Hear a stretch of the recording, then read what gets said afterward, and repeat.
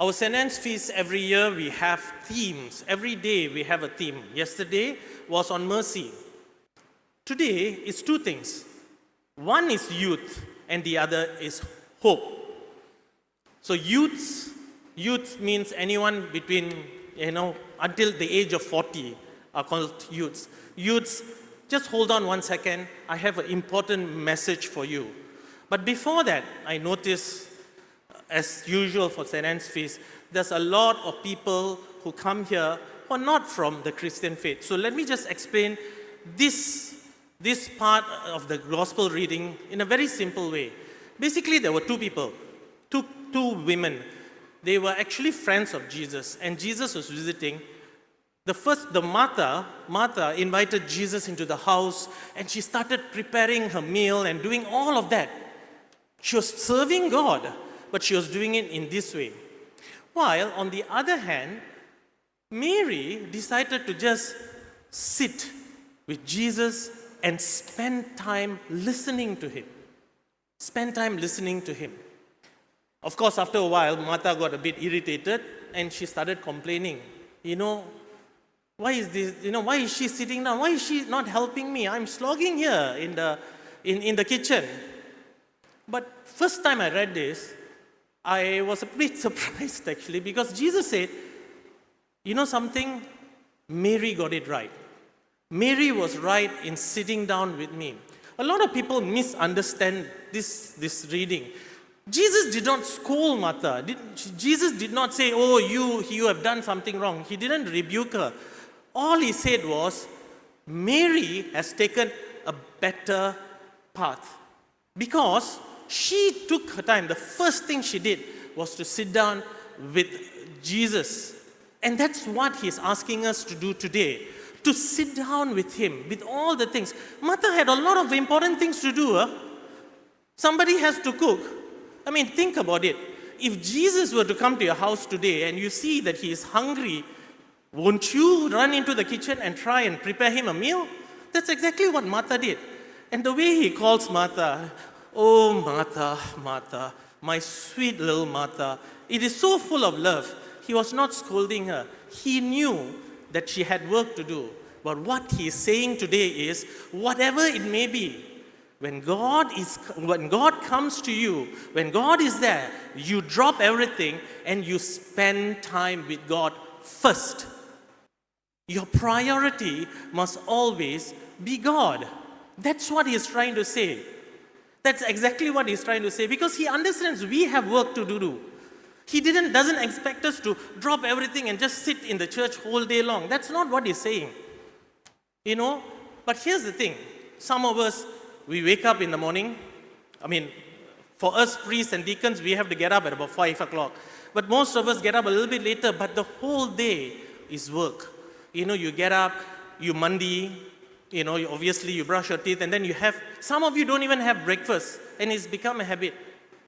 You go to work, and work, if you are blessed, you can come back before, there's no OT. But if there's OT even later, then you're stuck in the jam.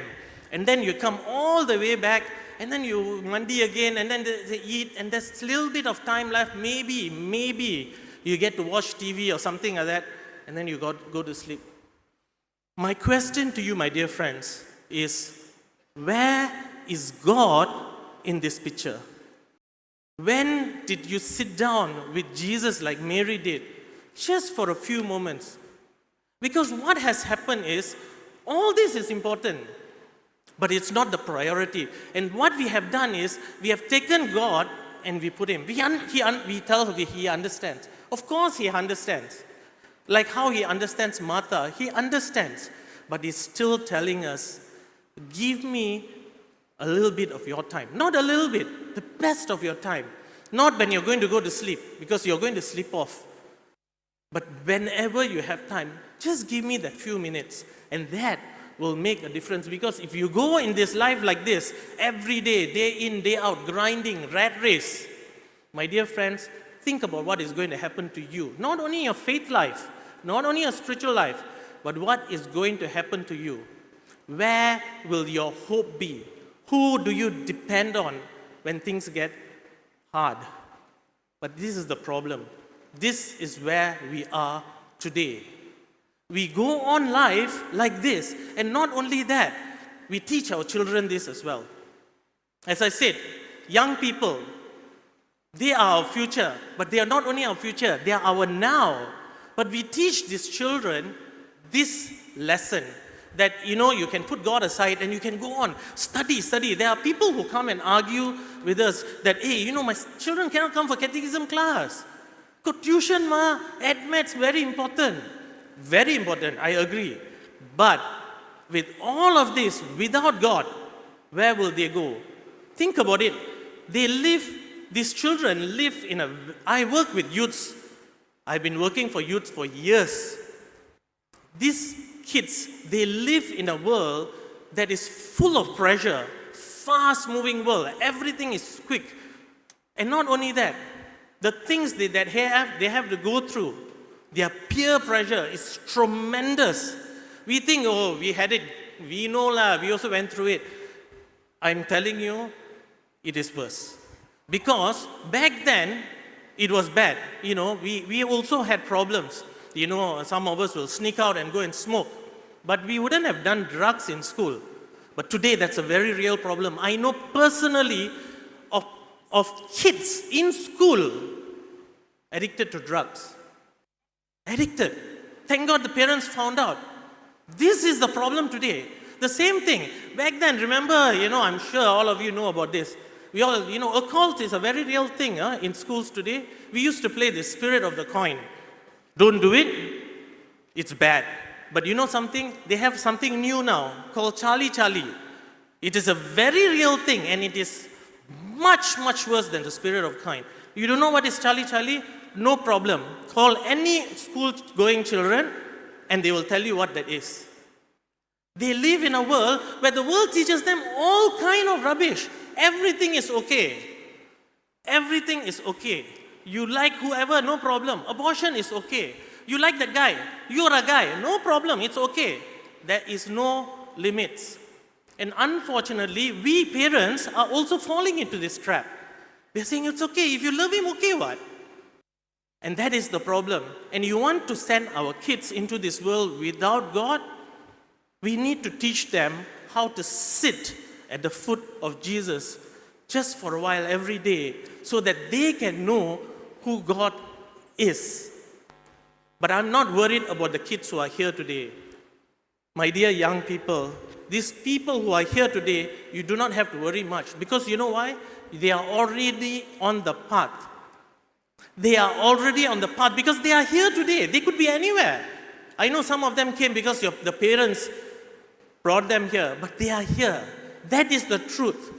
These kids, they are here. They chose to be singing today. They didn't have to. The youths, the servers, they didn't have to. They go to school every day, and every afternoon, after class, they are here. Or those who are going for afternoon school, they come here in the morning. They are here because they want to serve. I have hope in these kids. We have youths. You can go out there. You can see them all doing work. They have found how to sit in God's feet. And that is why they are here. That is why they are here. There's one guy, a young person, as I said, as long as you're below 40, you're youth. For me, too late already. But the truth is, this guy, he's about 30 years or 20 plus. And he walked all the way from Sramban for St. Anne's Feast. He does this every year. Why? Because he wanted to bring God to the marginalized. So whatever money he collected, he's going to go and give to the poor and all that. That is his faith. This is our kids. This is our kid. We have done a good job. You, as parents, are doing a great job. Continue teaching them to sit at the foot of the cross. They will not go wrong if God is with them. There is another guy, I invited him today. His name is Tony. He works in Singapore. But he's from this parish. He's one of our sons. And he travels. He came on Thursday because we had our volunteer mass that day. That's the first mass every year. He came and then he flew back to Singapore because he's working there. He's a manager there or something like that. And then he came back this weekend. And then he's going back today. Then he's coming again on Thursday because he feels that this he needs to do. We have over 2,000, 3,000 volunteers.